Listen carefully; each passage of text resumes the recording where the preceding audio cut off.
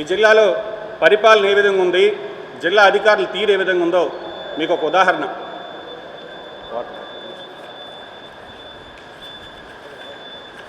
ఇది కలెక్టర్ గారికి పొదలకూరు మండలం మరుపూరు గ్రామస్తులు ఒక అర్జీ పెట్టుకున్నారు. ఈ అర్జీ ఏ డేట్ని పెట్టుకున్నారంటే 19 జనవరి. సో ఈ అర్జీ గడువు 105 రోజులు ఇచ్చారు.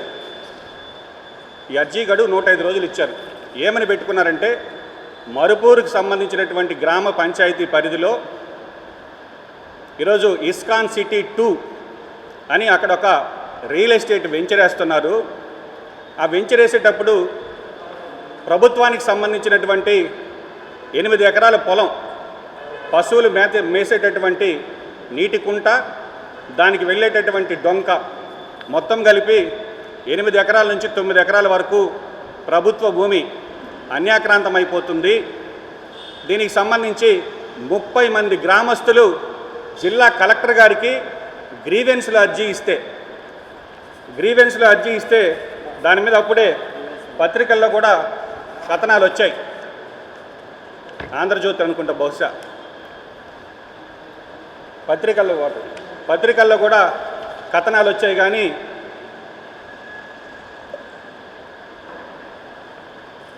అక్కడ స్పందన కరువు. ఇది సర్వేపల్లి నియోజకవర్గం, వైఎస్ఆర్ కాంగ్రెస్ పార్టీ అధ్యక్షుడి యొక్క సొంత మండలం, వైఎస్ఆర్ కాంగ్రెస్ పార్టీ అధ్యక్షుడి యొక్క అమ్మమ్మ వాళ్ళ ఊరు అనుకుంటాను బహుశా. ఆయన ఊరికి కూతవేటు దూరంలో ప్రభుత్వ పొలం, 8 ఎకరాల ప్రభుత్వ పొలాన్ని రియల్ ఎస్టేట్ వ్యాపారస్తులు ఈ విధంగా ఆర్చిలు కట్టి, గోడలు కట్టి, అదేదో వాళ్ళ సొంత ప్రాపర్టీ అయినట్టుగా వెంచర్లు వేస్తుంటే సర్వేపల్లి నియోజకవర్గంలో ఉండేటటువంటి అధికార పార్టీ నాయకుడైనటువంటి సోమిరెడ్డి చంద్రమోహన్ రెడ్డి గారు స్పందించలేదు. అదేవిధంగా ప్రతిపక్ష నాయకుడు, ఎందుకంటే మనం ప్రతిపక్ష నాయకుడు, ఈ జిల్లా వైఎస్ఆర్ కాంగ్రెస్ పార్టీ నాయకుడు సర్వేపల్లి నియోజకవర్గంలో చీమ చిటుకు కన్నా ఊగిపోతారు, ఆవేశాలు వస్తాయి. కాబట్టి ఆయన కూడా స్పందించలేదు. దేనికి స్పందించలేదు అని అడుగుతున్నాం. ప్రభుత్వ అధికారి జిల్లా కలెక్టర్ గారు ఇంత అసమర్థుడా? మీకు గ్రీవెన్స్లో అర్జీ ఇస్తే కనీసం మీ తహసీల్దారు ఈ రోజుకి కూడా దాని మీద చర్యలు తీసుకోలేకపోతున్నాడు.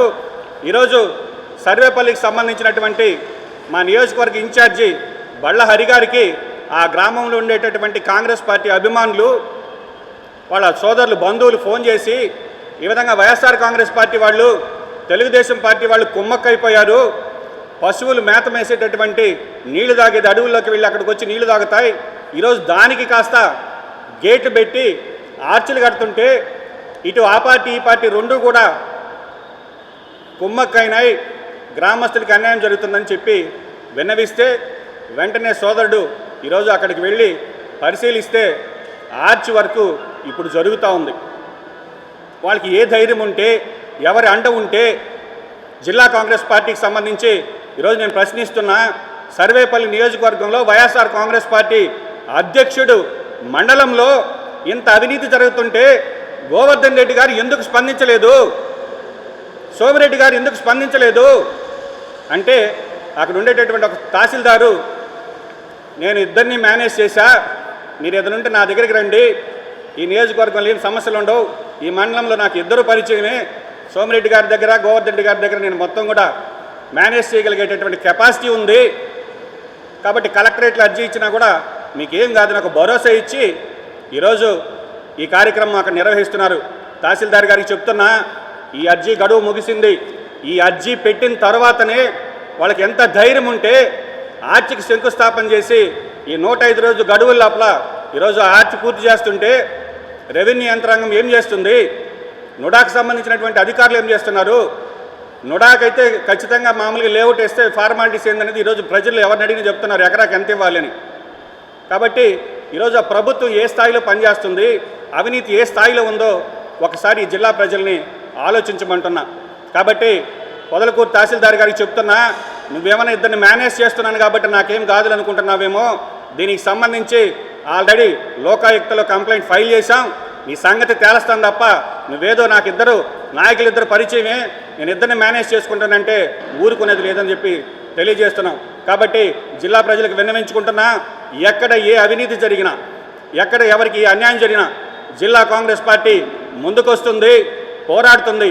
అదేవిధంగా ఎవరైనా నాయకులు కావాలనుకుంటే ఇటు తెలుగుదేశం పార్టీలు అన్యాయం జరిగినా, అటు వైఎస్ఆర్ కాంగ్రెస్ పార్టీలు అన్యాయం జరిగినా, మీకు రాబోయేటటువంటి స్థానిక సంస్థల్లో అవకాశం ఇవ్వకపోయినా కూడా ఇందిరాభవన్ గేట్లు ఇప్పుడు తెరుచుకొని ఉంటాయి.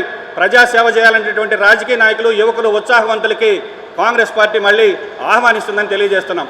మరి రెండో విషయం, జిల్లా అధికారుల పనితీరుకి సంబంధించి ఈరోజు ప్రభుత్వ పాఠశాలలో విద్యార్థుల సంఖ్య గణనీయంగా తగ్గుతుంది. ఈ జిల్లాలో ప్రైవేట్ స్కూల్స్కి విద్యార్థులు ఎక్కువ మంది వెళ్తున్నారు. ఎందుకంటే ప్రభుత్వ పాఠశాలలో చదివే పిల్లలకి గతంలో అమ్మఒడి ఇచ్చారు, ఇప్పుడు ఏదో తల్లికి వందనం ఇస్తున్నారు, అది సమర్థనీయం.